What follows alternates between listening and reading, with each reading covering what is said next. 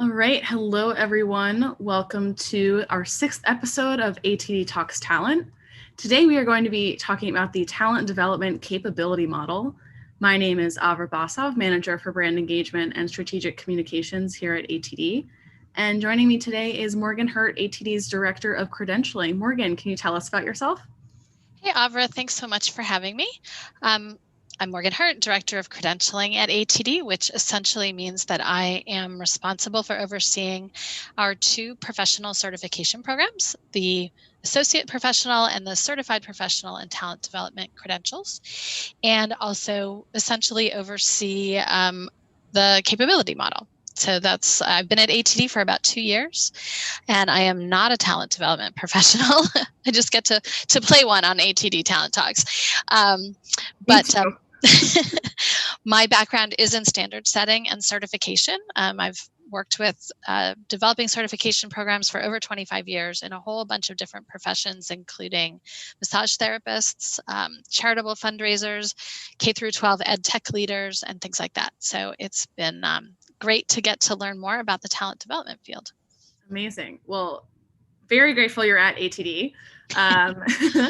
And thanks so much for being here on the show today. So in January 2020, which feels like much longer than 9 months Years ago. Right. We, as ATD, launched the new talent development capability model based on the updated competency model study we perform every 5 to 8 years. I know you were very integral in that process. So tell us a little bit about what that process was like to develop the new model. Sure. So the last time ATD did a study was in 2013. So it was a great opportunity to really take a step back and look at how has talent development changed over that time.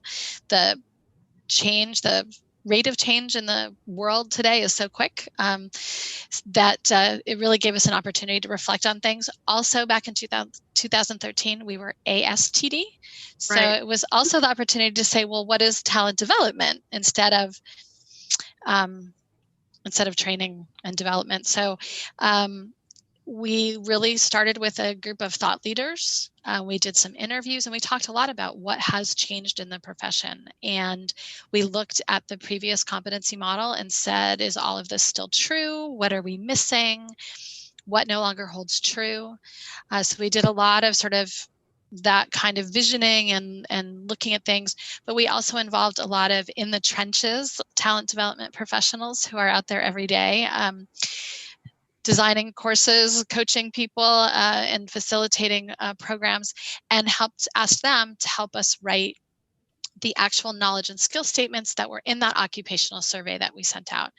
And then we had the input of more than 3,000 talent development professionals who were kind enough to respond to a very lengthy survey and let us know what was important for them to be able to perform their job and what they needed to know to do it.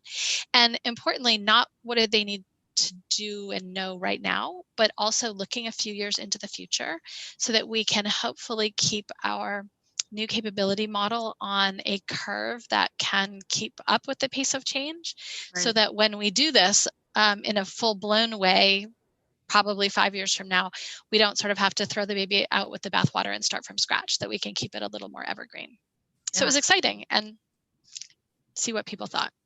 Yeah. So lots of input from a lot of different people, especially, people that are actually on the ground and everything. Can you give us an overview of like what the model actually is? Like what is included in the talent development capability model?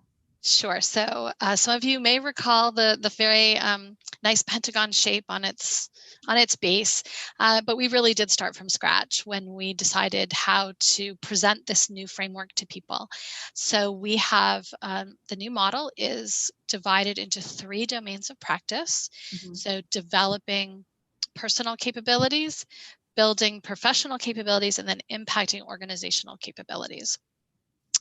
So 3 domains of practice, none of which is more important than the other. What our research definitely told us was that those interpersonal skills that largely are in that personal capability domain are in some cases more important than some of the technical instructional design or those kinds of skills in order for talent development professionals to be successful. So we wanted to make sure that we paid as much attention to that kind of stuff as we do some of the more technical stuff. And then in that impacting organizational capability area was really the step forward that talent development has taken over the past several years to really be an integral part of an organization being able to achieve its goals. So 3 domains of practice, 188 knowledge and skill statements I was trying to remember that from the lunch and learn. Yeah, right. We started out with 197, and some of them people didn't feel were important enough to be included in the model, so they weren't.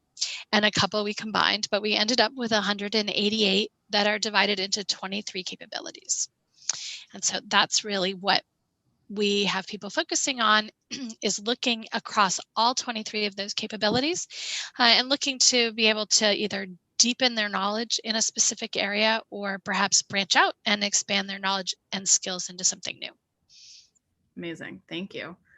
So you kind of answered this already, but you mentioned the 3 domains, and you mentioned that there is a domain that's not most important. Why is that? Well, again, it really comes down to the research.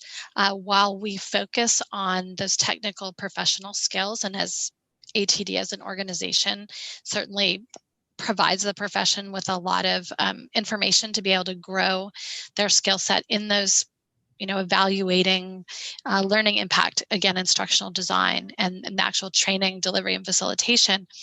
But what more than 3,000 people from all across the world told us was that that isn't enough to be as effective and as successful as a talent development professional could be if they actually leveraged those interpersonal skills and those technical sort of expertise to be able to align their solutions with the organization's goals, which would ultimately make them more effective.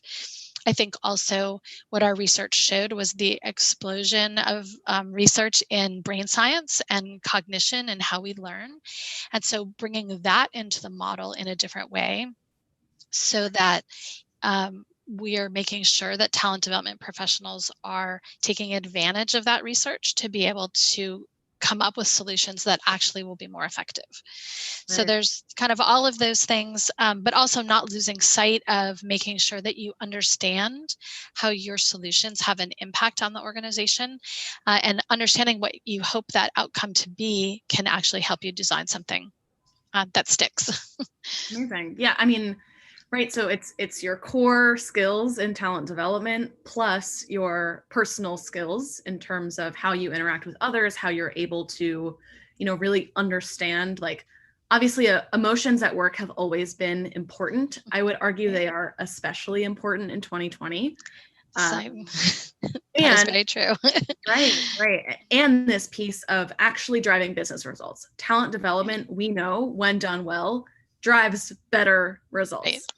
Right. So it's putting all those pieces together. I like to think, I'll date myself here, but when I was a kid, I had spin art, and the paper used to spin and the thing, and you put the paint on it. And to me, the capability model really is like that. Like, how can you blend all of these knowledge and skills together to really, we sort of have that tagline, unleashing potential. And it's not only the potential that we can unleash within talent development professionals themselves, but how they can then help unleash the potential of the employees that they work with.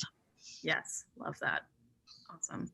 So how do you, on a day-to-day basis, right? So this is all seemingly theoretical and seemingly big picture. Sure. How do you and the team really envision talent development professionals using the model in their work? Sure. So there's a lot of ways to use it. The first and foremost is to start with self.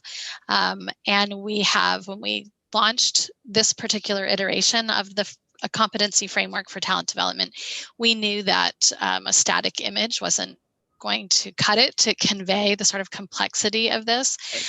So we created an interactive website that allows people to explore the model. But as part of that, we also incorporated a self-assessment.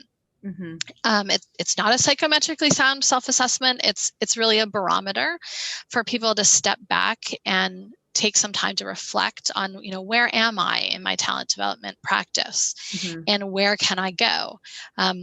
I know that when I talk with TD professionals about their certification and their recertification, we start to realize that many talent development professionals are so passionate about developing others that sometimes they forget to spend time on themselves. Yes. Yes. So part of it is to give people, through that self-assessment, the opportunity to reflect on their practice and identify where their gaps are, and then to be able to really intentionally look at, okay, am I going to close a gap to increase the knowledge in my specialty, in my instructional design practice or in my coaching practice? Or is there something over here that I've always really been interested in, but it's not part of what I work on every day? Right. And now I'm going to go over and expand my practice by learning more about something that I might not even realize can help me be more effective. So there's that. It can be used for people when trying to develop job descriptions, to really, that's kind of the beauty of the model, is that it can be customized and really personalized to reflect the function within your organization.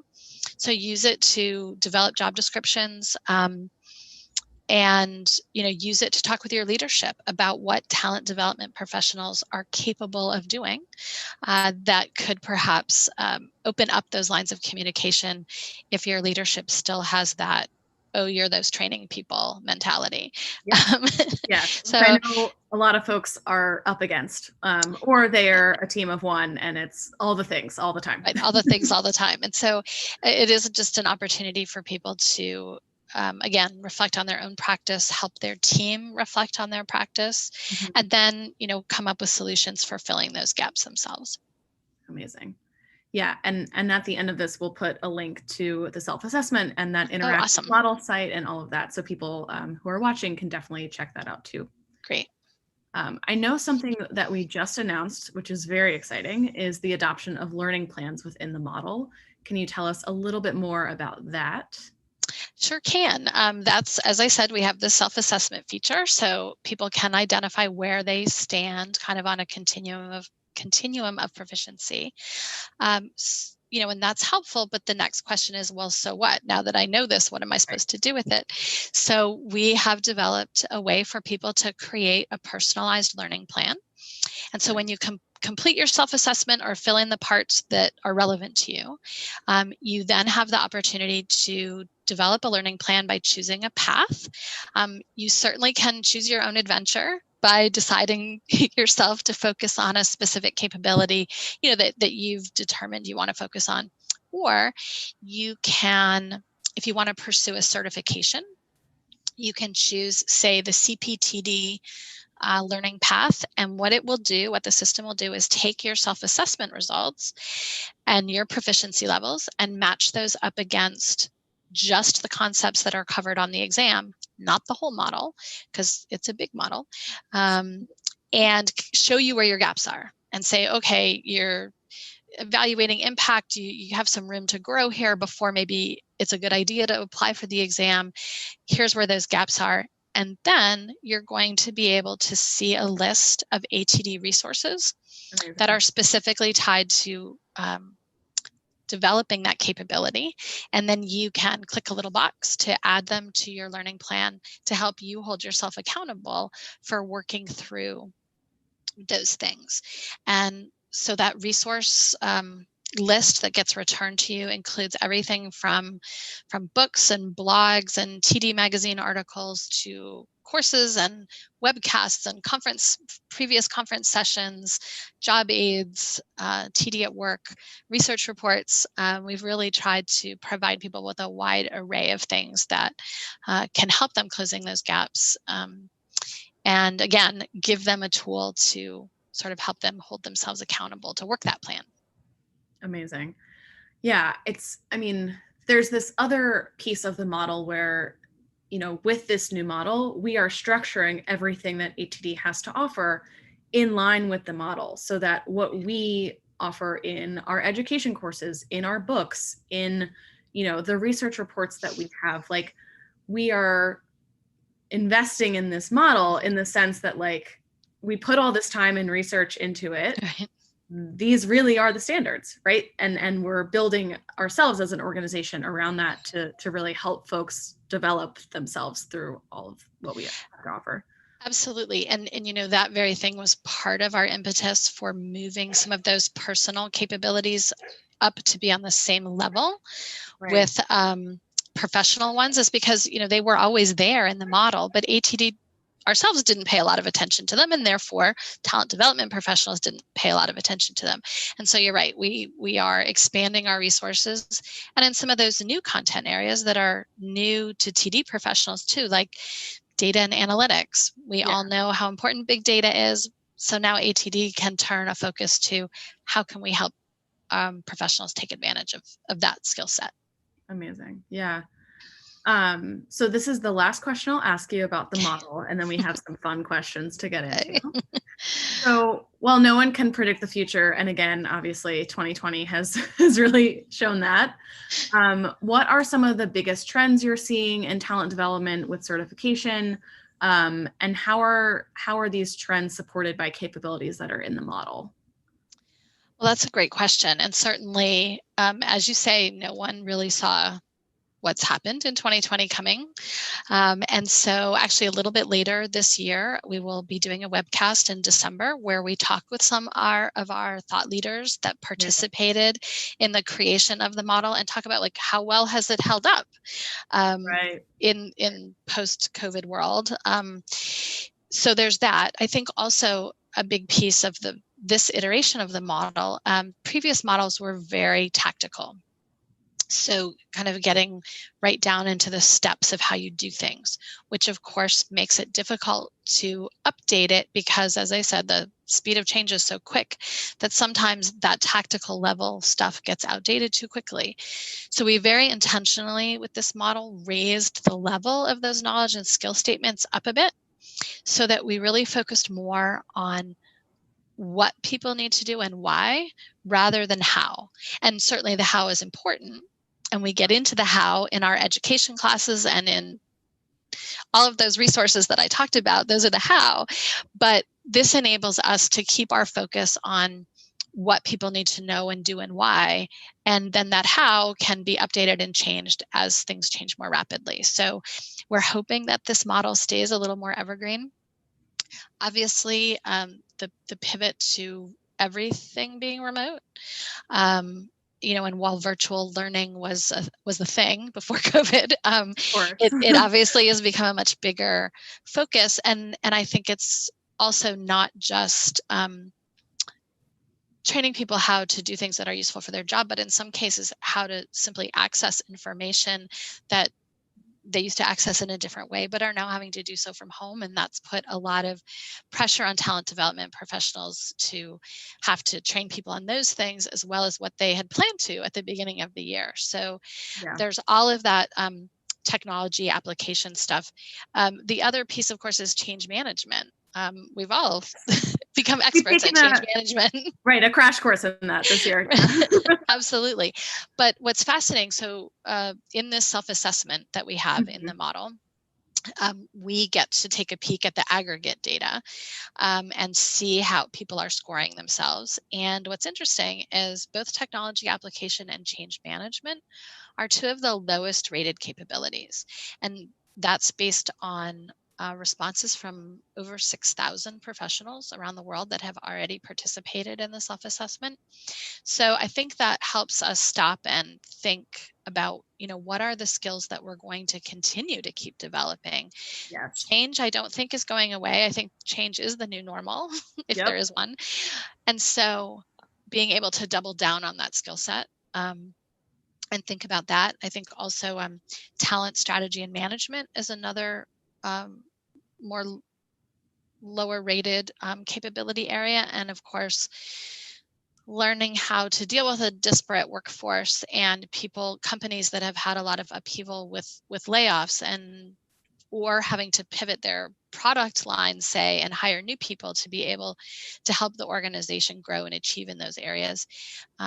Just adds a lot of complexity for talent development professionals. So it's important for all of us to keep our eyes on that in the future, that future horizon, and what are we going to need to know and be able to do in order to help our organizations and ourselves really meet that change and be ready for it. Yeah, awesome. So moving into our, 3 questions that we ask everyone who's on the show. What is a skill or experience that's not listed on your LinkedIn profile? So, I mean, had a LinkedIn profile out there for a while, longer than I care to admit. So if I think about something that's not on there, I think it probably would be skills around being a baby whisperer. I actually have a sort of a side gig as a newborn infant respite caregiver. I love teeny tiny babies, and mine is now 20 years old. So not so teeny tiny. Not so teeny tiny, 6'2". And so I have a special skill set around being able to keep newborns quiet and happy. So I guess, and that's most definitely not on my LinkedIn profile. Do you want to come over and try that on my 5-month-old puppy? Yeah, I'm not so good with those. Not so good with those? Okay. Chew toys, lots of chew toys. What is the best piece of advice that you've ever received? So I think there's probably 2. One comes from sort of my parents and kind of growing up with them, and that's, under promise but over deliver. And that doesn't necessarily mean, choosing a low bar to say that you can jump over, but it means trying to set realistic expectations for other people, but then always kind of going above and beyond, kind of in no matter what you do. And I think that's important. It speaks to work ethics too, I think. But then the other piece of advice would always be never surprise your leadership team. Whether that's your manager, the CEO, your board of directors. If you see something coming, you better start dropping hints the moment you see it coming, because the worst thing you can possibly do is surprise a leadership team. I think you can, and it also, I think it's, again, being future focused, being able to think about how you're going to mitigate whatever you see coming that might not be good, so that you can come not only with the problem but with some potential solutions. Yes. And that's always served me well. So both of those are great pieces of advice. Yes.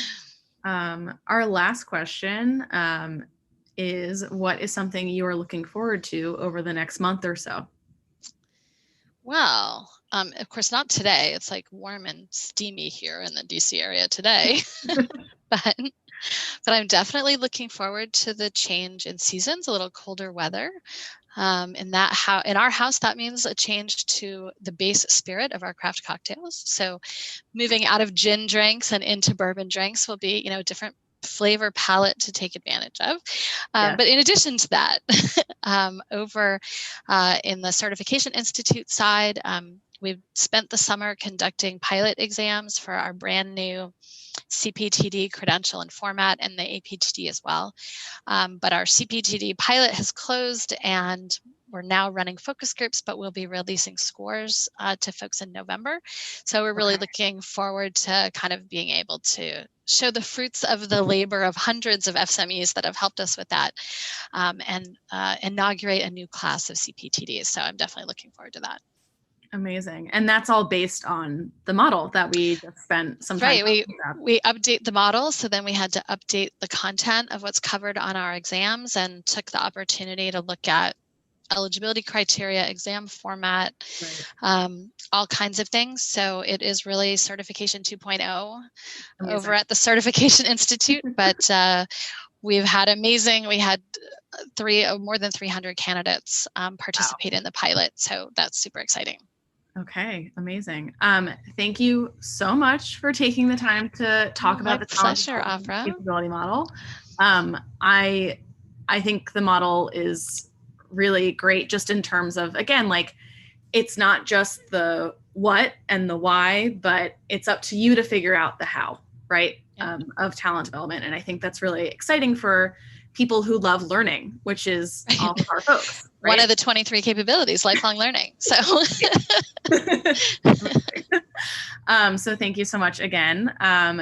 everyone can join us for our next episode of ATD Talks Talent in November. We're going to be talking about how talent development professionals can apply technology within their learning programs. So definitely that technology application capability coming out here ahead of our ATD Tech Knowledge Conference. So everyone keep up the great work and stay healthy and safe. And thank you so much for watching.